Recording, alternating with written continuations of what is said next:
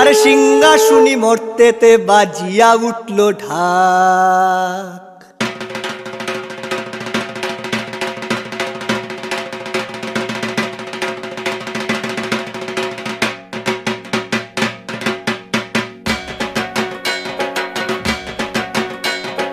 বলদে সরিয়া শিবের সিংহায় দিলা হাত, সিংহাসনী মর্তেতে বাজিয়া উঠল ঢাক।